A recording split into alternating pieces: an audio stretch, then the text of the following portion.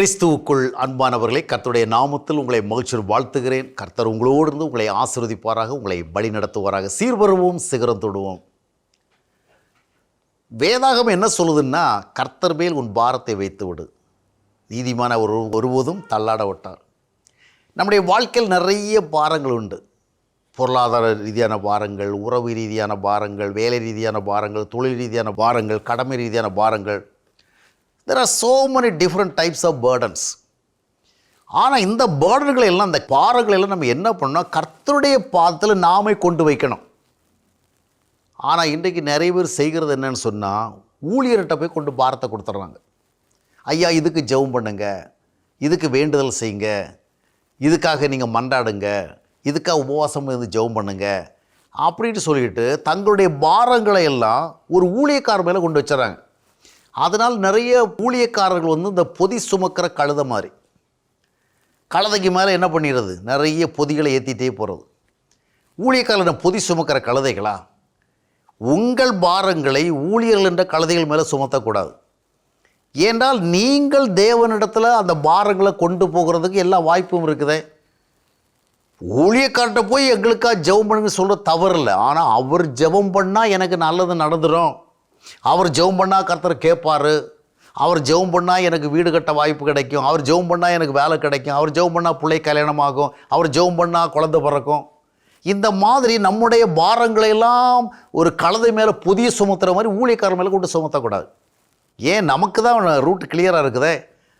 ஆண்டவர் நம்மை அன்புடன் அழைத்திருக்கிறார், பிள்ளைகளாக ஏற்றுக்கொண்டிருக்கிறார். அப்போ இயேசு கிறிஸ்துவை இரட்சகராக ஏற்றுக்கொண்டு மனம் திரும்பின வாழ்வோடு மறுபிறப்பின் அனுபவத்தோடு பிள்ளைகள் என்று வருகிற பொழுது அப்பா பிதாவே என்று கூப்பிடும்படியான புத்திர சுவிகாரம் கிடைத்திருக்கு ரோமர் 8 சொல்லுகிறது அல்லவா? அப்புறம் ஏன் ஆண்டவர் நமக்கு ரொம்ப அருகாமையில் இருந்து, மகனே மகளே உன்னுடைய பாரங்களை என்னிடத்துல சொல்லு, உன்னுடைய வேதனை என்னிடத்துல சொல்லு, உன் கஷ்டத்தை என்னிடத்துல சொல்லு அப்படி சொல்லும் பொழுது, ஐயா நான் அதெல்லாம் எல்லாத்தையும் உங்கள்கிட்டே சொல்லிட்டு இருக்க மாட்டேன். ஐயா ஒருத்தர் இருக்கிறாரு, எங்கள் பாஸ்டர் தான் போய் சொல்லுவேன், இல்லை ஒரு பிரபலமான ஊழியக்காரங்க இருக்கிறாங்க, அவங்களுக்கு நான் ஆன்லைனில் ஜெப குறிப்பை அனுப்புவேன் அப்படின்னு சொன்னால், அவங்க என்ன புதி சுமக்கிற கழுதைகளா? அவங்க எத்தனை பாரத்தை சுமப்பாங்க? அவங்கவுங்க ஊழியக்காரங்க அவங்கவுங்க வாழ்க்கை பாரங்களே பெருசாக இருக்குங்க. நீங்கள் நினைக்கிறீங்க ஊழியக்காரருக்கு வேறு ஒரு பாரமும் கிடையாது, உங்கள் பாரத்தை தான் அவர் தலையில் வச்சு சுமந்துட்டு இருக்கணும்னு. எத்தனை பேருடைய பாரத்தை அவர் சுமக்க முடியும்? எத்தனை பேருக்கு ஜெபம் பண்ண முடியும்? போதல் வரை என்ன பண்ணிடுறாங்கன்னா, உங்கள் ஜெப குறிப்புகளுக்காக நாங்கள் என்ன செய்கிறோம், கர்த்தருடைய பாதல் அமர்ந்து ஜெபித்து அவர் தருகிற பதிலை கேட்டு வாங்கி உங்களுக்கு பதில் அனுப்புகிறோன்னு சொல்லிடுறாங்க. அது பொய்ங்கிறது மக்களுக்கு தெரியாது. ஒவ்வொரு ஊழியக்காரருக்குமே சுமப்பதற்கு அதிகமான பாரங்கள் அவருக்கே தனிப்பட்ட வாழ்க்கையில் இருக்கும்.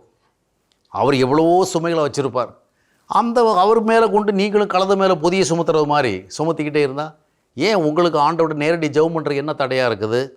மனம் திரும்பவில்லையோ, ரட்சிக்கப்படலையோ, அந்த தடை நீக்குங்க.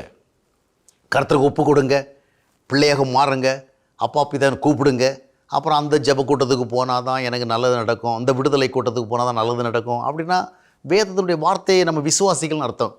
எனவே போதகர்களை நம்முடைய பாரங்களை பொதி சுமக்கிற கழுதைகளாக எண்ணாதபடிக்கு நம்முடைய பாரங்களை ஆண்டோடைய சமூகத்தில் கொண்டு வைப்போம்.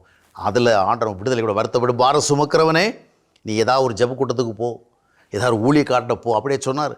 வருத்தப்பட்டு பாரம் சுமக்கிறவனே என்கிட்ட வா, என்னுடைய நுகத்தை ஏற்றுக்கொள், அப்பொழுது நீ இந்த பாரத்தை விடுதலை அடைவாயின்னு தான் சொன்னால் உனக்கு இளைப்பாறுதல் கிடைக்கும்னு சொன்னால், அந்த ஆண்டோடைய வார்த்தையை நம்புவோம். ஊழியக்காரங்களுடைய தோளில் கொண்டு பாரங்களை வைக்காதபடிக்கு நீங்கள் கர்த்தருடைய பாதத்தில் வைங்கள். அதுதான் உண்மையானது, நேர்மையானது, சரியானது.